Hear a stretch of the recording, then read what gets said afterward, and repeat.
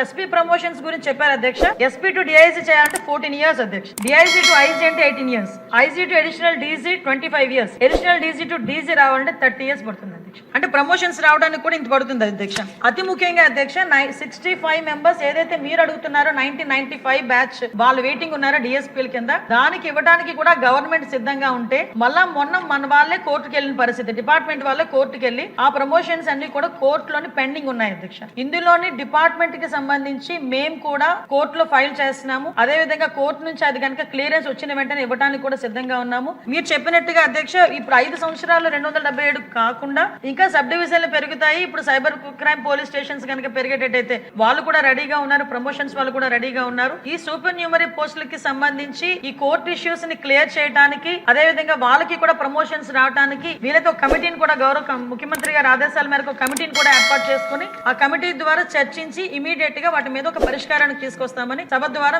సభ్యులకు తెలియజేసుకుంటున్నాను అధ్యక్ష.